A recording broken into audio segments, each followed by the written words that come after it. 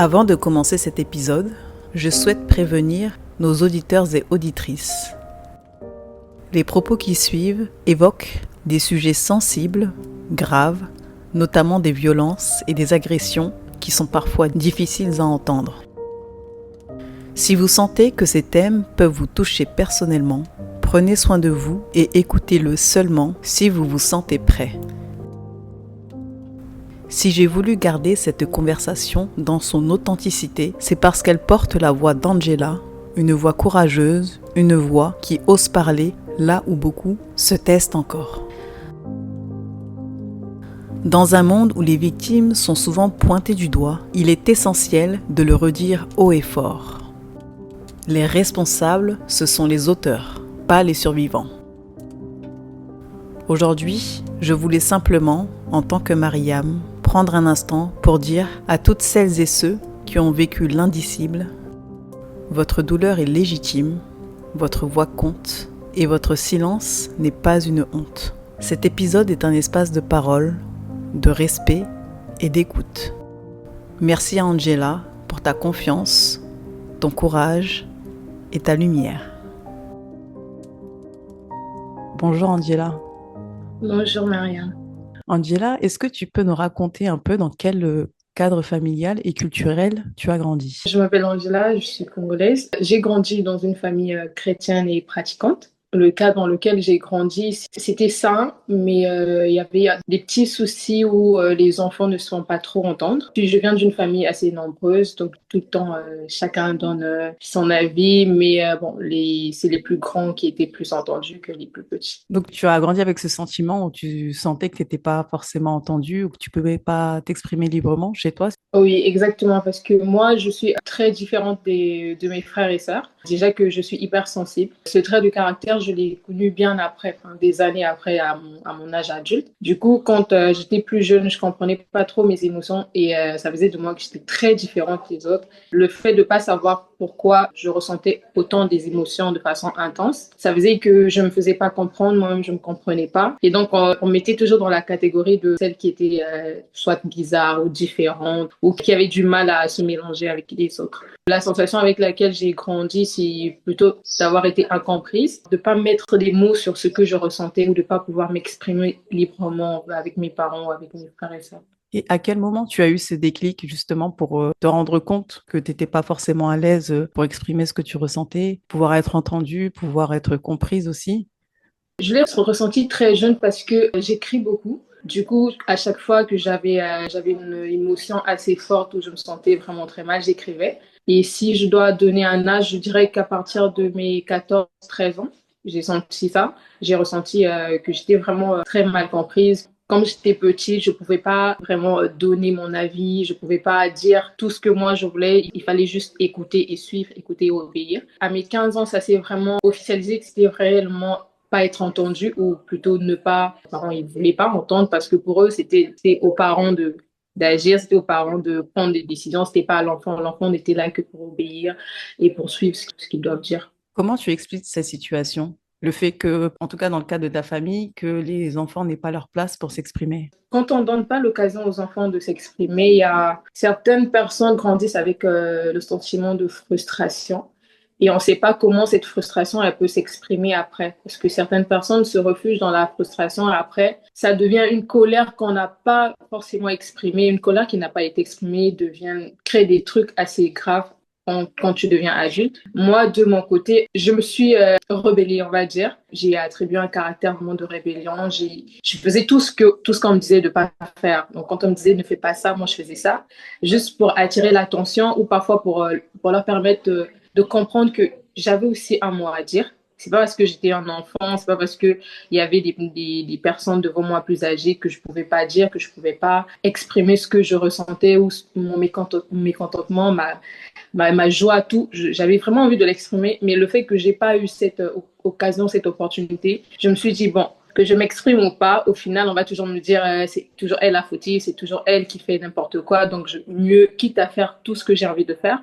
Et derrière, même si on me punit, au moins, je me serais exprimée. Au-delà de ton cadre familial, est-ce que tu arrivais à trouver des cercles ou des environnements où tu pouvais peut-être être plus à l'aise Non, parce que avec ce cadre familial-là, c'était difficile de s'ouvrir aux autres parce que pour moi, j'avais toujours cette peur-là que c'était le même environnement qu'à l'extérieur. Donc, les choses qui se produisaient à la maison, c'était certainement les mêmes choses qui se produiront dehors. Donc, du coup, j'étais très renfermée, j'avais pas ce plaisir-là de vouloir faire de nouvelles connaissances ou à l'école, je pouvais sympathiser avec des collègues, mais c'était très difficile de faire de vraiment un sac d'amis soudés ou solides où je vais passer tout le temps mon temps parce que j'étais toujours soit dans mon coin ou soit j'étais toujours là en train. J'avais toujours un cahier avec moi, écrire et dessiner pour vraiment exprimer ce que je pouvais pas dire, des choses que je pouvais pas mettre des mots et tout, et j'écrivais. C'était vraiment ça. Mais créer des liens, vraiment créer des amitiés, c'est à partir de l'âge de mes 25 ans que j'ai commencé à vraiment comprendre les relations humaines, à comprendre comment ça se passe, à créer de vrais liens avec les autres et d'accepter aussi que les autres rentrent dans mon cercle. Qu'est-ce qui s'est passé pour que justement, à l'âge de 25 ans, tu puisses pouvoir retrouver ouvrir un peu ton cercle et commencer à t'ouvrir? Est-ce que tu as changé d'environnement? Qu'est-ce qui s'est passé pour que ce changement arrive dans ta vie?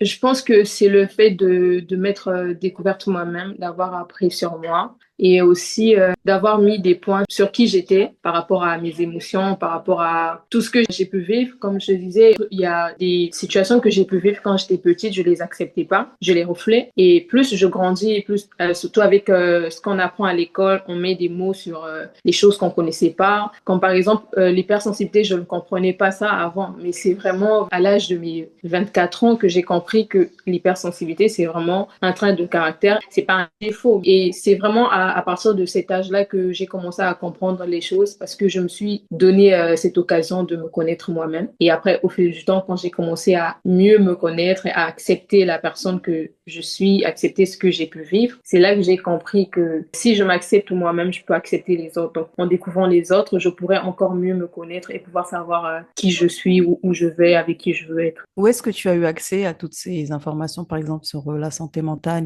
l'hypersensibilité? Est-ce que c'était à travers des lectures? Est-ce que c'était sur les réseaux sociaux? Est-ce que c'était pour avoir rencontré des professionnels? Je suis très curieuse. Comme je dis, j'écris beaucoup et ça me permet de beaucoup lire, de beaucoup faire de recherches. Et je pose énormément de questions quand j'ai des gens qui sont compétents en face de moi, que ce soit des professeurs. J'essaie toujours de rencontrer des gens du domaine. Je vais souvent à des conférences, des centres d'apprentissage où il y a souvent des assemblées de réunions où on parle un peu de tout ce qui est problèmes mentaux. Parce que ça m'intéresse énormément tout ce qui est problèmes mentaux parce que moi-même, j'en ai beaucoup souffert. Le fait que j'en ai souffert, mais que je ne pouvais pas être libre d'en parler et de pouvoir avoir ce soutien-là aussi mental de ma famille ou de mon entourage pour m'accompagner dans ça, ça m'a poussé à vraiment connaître vraiment comment les surpasser. Est-ce que c'est vraiment, il n'y a que moi qui subis ça ou il y a des gens qui ont envie. Donc du coup, ça a fait qu'avec des recherches, des personnes que je rencontrais, je posais des questions, des livres aussi que je lisais, je vais sur des sites, j'essaie de regarder, je faisais un peu de tout, mais je prenais pas tout et n'importe quoi. C'est vrai que quand on parle de questions sur les problèmes de santé mentale, que ce soit la dépression, l'anxiété, les traumatismes, c'est des sujets qui sont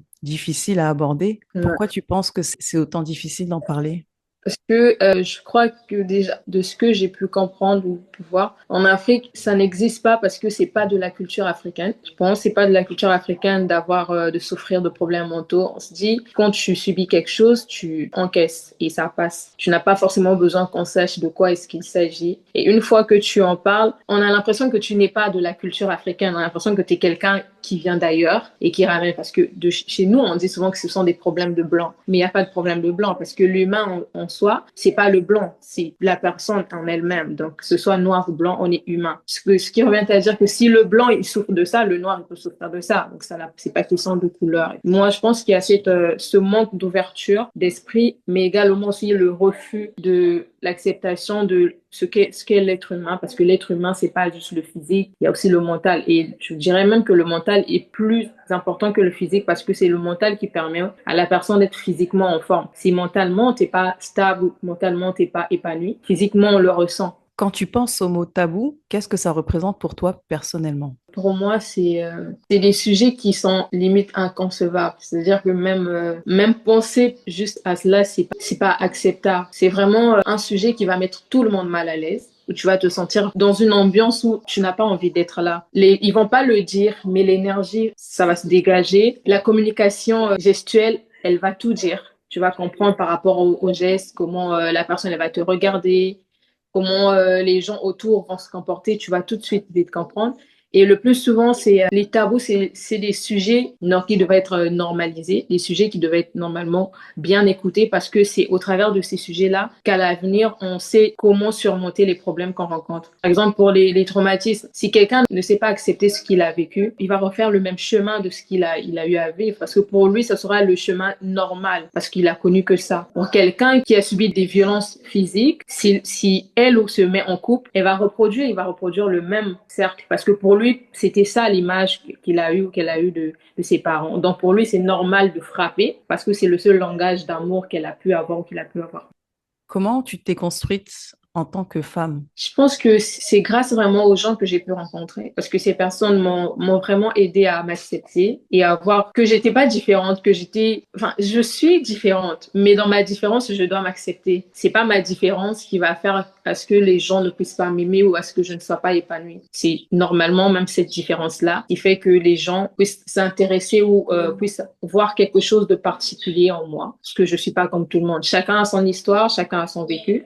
Mais c'est le vécu et l'histoire de chacun qui fait la différence et qui fait que en chacun de nous, il y a quelque chose de particulier. Et donc, je me suis construite vraiment en acceptant ce que j'ai vécu, en acceptant que je suis moi. Je l'ai vécu parce qu'il y avait une raison de le vivre. Et après, avec des personnes, la différence culturelle, les opinions, les pensées qui étaient différentes, ça permet de grandir et de voir les choses autrement.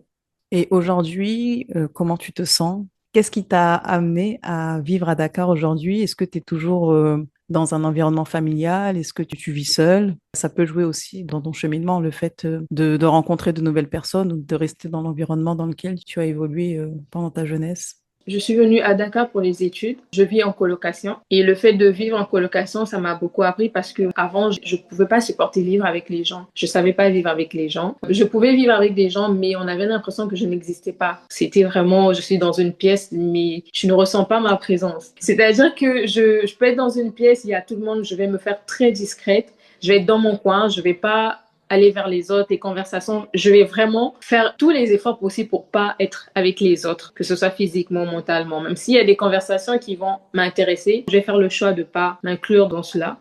Dakar m'a beaucoup aidé dans la sociabilité avec les autres, d'accepter les autres, de savoir comment gérer les rencontres avec d'autres personnes, comment aller vers les autres, comment ne plus être dans le stress permanent de je vais voir cette personne-là, je sais pas ce qu'elle va penser de moi, je sais pas ce que je vais dire, de se poser 10 000 questions avant de juste se lancer.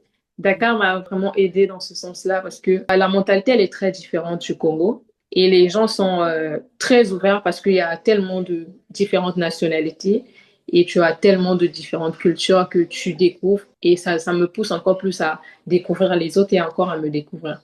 L'environnement d'aujourd'hui est différent et ça joue beaucoup. À un moment donné, j'avais rencontré des personnes qui avaient des énergies pas très positives et moi, dans mon mal-être d'avant, parce que j'ai subi quand même des agressions ici au Sénégal et quand à chaque fois j'étais face à un groupe de personnes, j'étais tout en stress permanent.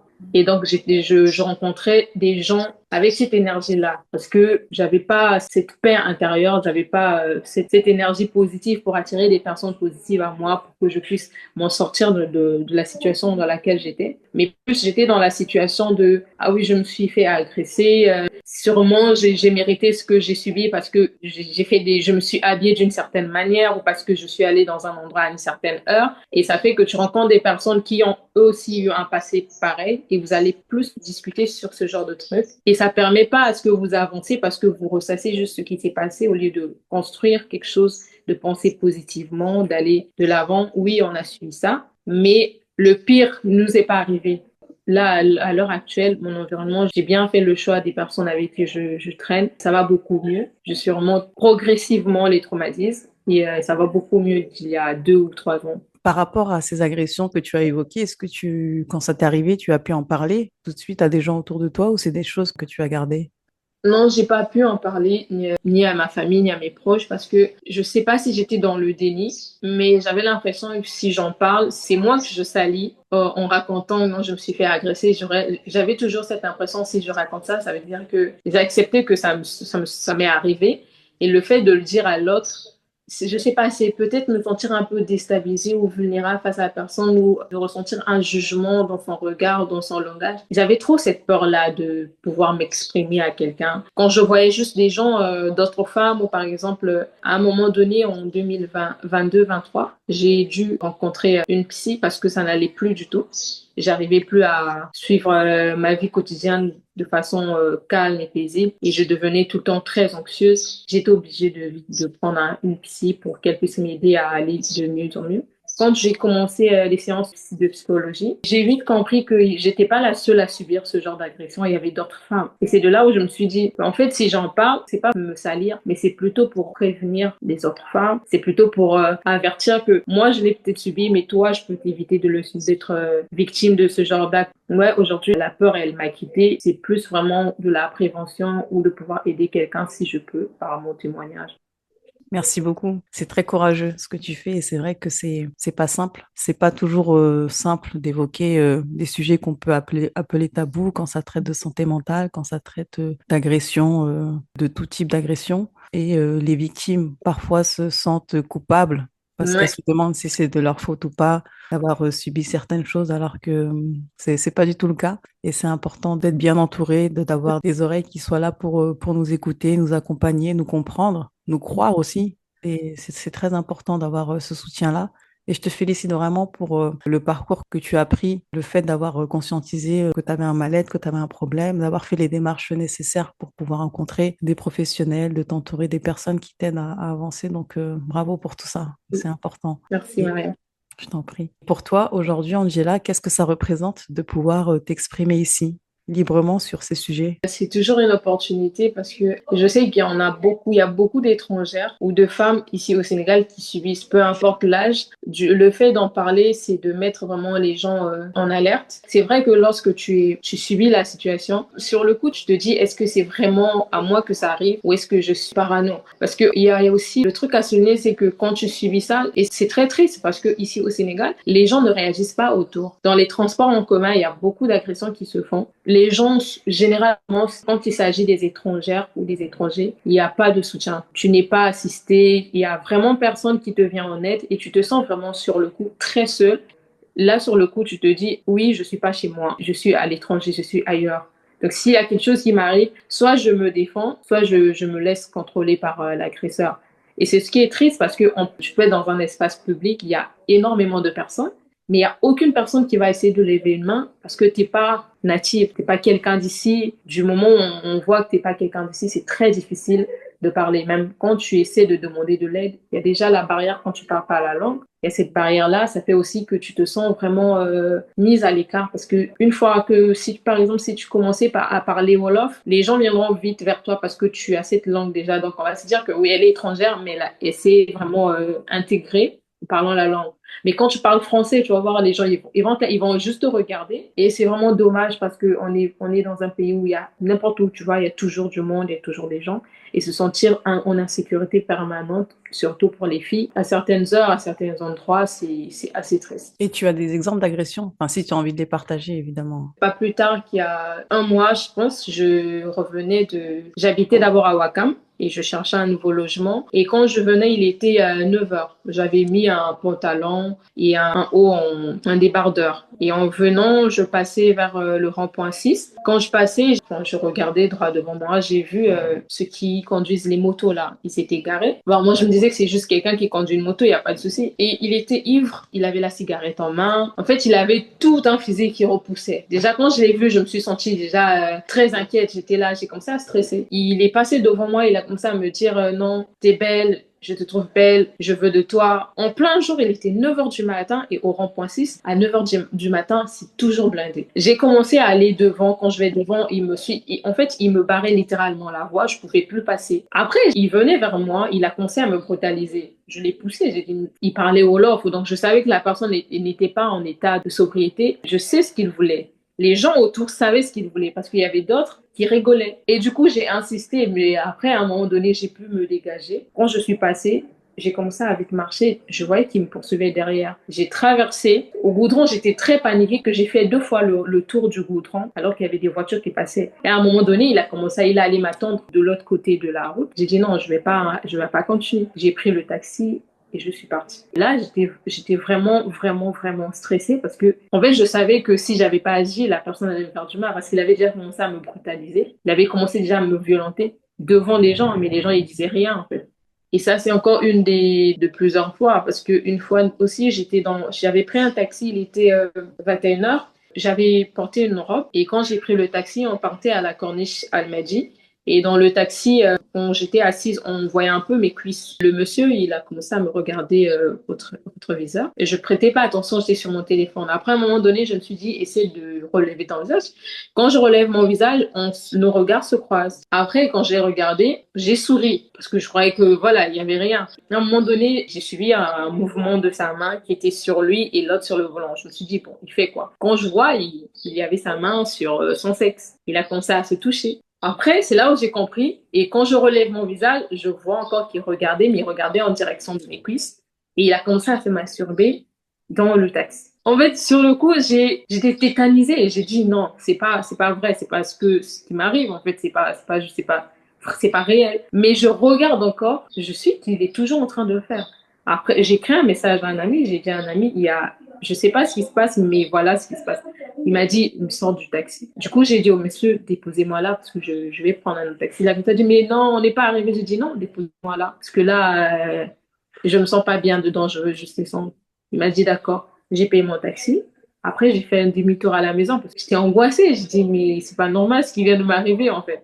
Quand je suis rentrée, j'en ai pas parlé à part à la personne avec qui je parlais par message. Mais le lendemain, j'en ai plus parlé. Et j'avais vraiment peur hein, le soir de prendre le taxi seul parce que je me suis dit sûrement ça va encore m'arriver encore pour une seconde fois. Et à chaque fois le soir, quand je prenais le taxi, j'étais soit accompagnée avec quelqu'un, soit une personne venait me chercher. C'est vrai que c'est des témoignages qui arrivent très Ouais. certainement à beaucoup de gens Mhm. et personne n'en parle. Donc encore une fois, merci. Malheureusement, ouais. Le monde qui nous entoure n'est pas forcément Oui, toujours très, très ouais. juste, très sain. Et parfois, vivre en tant que femme dans certains environnements, dans certains pays, c'est plus difficile que dans d'autres. Sache qu'en aucun cas, tu dois te culpabiliser en disant que c'est parce que peut-être j'avais porté un vêtement trop court, etc.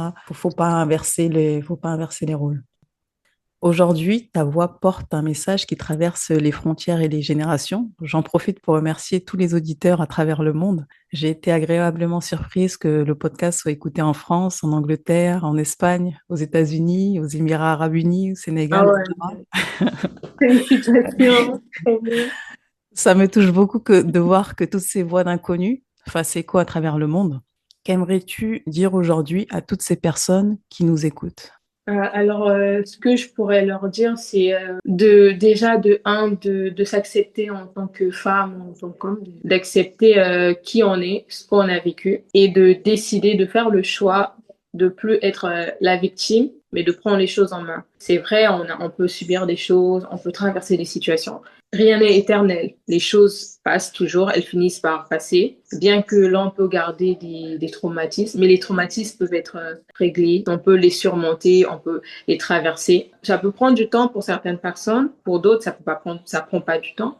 Mais accordons-nous chacun ou chacune le temps qu'il faut, de pas stresser, de pas se sentir indigne parce qu'on a vécu quelque chose de quoi que ce soit, mais vraiment de s'accepter et de demander de l'aide s'il le faut. S'il le faut, on demande de l'aide. Si tu sens que tu en as besoin, tu le fais. Si tu sens que tu n'es pas prêt, tu n'en as pas encore besoin, tu le fais pas. On se force pas parce qu'à se forcer, on revient encore sur les mêmes problèmes. On le vit encore 2 fois plus parce que tu t'es forcé, parce que tu as voulu faire comme l'autre. L'autre n'est pas toi, toi tu n'es pas l'autre. Chacun va à son rythme et le courage est toujours acclamé. La première personne à féliciter, c'est d'abord soi et ensuite après les autres. Et merci parce que tu l'as souligné aussi tout à l'heure, c'est vrai que en faisant d'abord un travail sur soi, en apprenant à s'accepter, c'est après qu'on arrive aussi après à sourire aux gens aimer les gens aussi, parce que si on s'aime pas, c'est difficile après d'accueillir des gens dans notre vie. Encore une fois, donc tout ton chemin, il n'a pas été de tout repos, et je pense il est pas terminé, hein. De toute façon, les questions de santé mentale, elles nous suivent toute notre vie, de l'enfance à l'adolescence, en passant par la vie de jeune femme, d'épouse, enfin, peu importe, hein, de mère, de tout ce qui s'ensuit. Je t'encourage à toujours garder cette dynamique, de prendre soin de toi, de parler, de diffuser ton message, de faire de la prévention comme tu le fais aujourd'hui à ton niveau. Et encore une fois, merci pour ton courage et ta sincérité. Tu nous rappelles que les tabous ne disparaissent pas tout seuls. Il faut des voix pour les briser et des oreilles pour les écouter. Ta parole aujourd'hui est une force et une inspiration pour toutes celles et ceux qui se battent encore avec leur silence. Merci Merci. beaucoup à toi, Marianne, de m'avoir donné cette opportunité, de m'avoir écouté et de m'avoir vraiment accordé cet instant parce que ça m'a beaucoup aidé aussi. Et je crois qu'en le faisant, je me construis aussi en faisant ça parce que je parle et je m'exprime et c'est une manière pour moi aussi de me libérer. Donc, merci beaucoup. Avec grand plaisir et t'es la bienvenue si tu veux revenir. Merci encore une fois. Bah, ça m'a fait plaisir de partager ce moment avec toi. C'est très touchant, vraiment. Très inspirant aussi.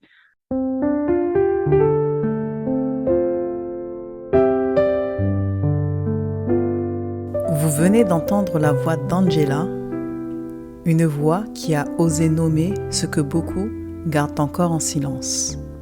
Une voix qui rappelle que la douleur, la honte ou le poids du passé ne définissent pas une personne. Si cet épisode vous a touché, prenez le temps d'y repenser, de laisser les mots se déposer doucement et peut-être d'en parler à quelqu'un autour de vous, parce que le dialogue est déjà une forme de guérison. Et si vous traversez vous aussi une période difficile, rappelez-vous, vous n'êtes pas seul. Il existe toujours des espaces d'écoute, des personnes bienveillantes et des voix prêtes à entendre la vôtre. Merci d'avoir écouté Voix d'inconnu, parce que derrière chaque voix, il y a une histoire qui mérite d'être entendue.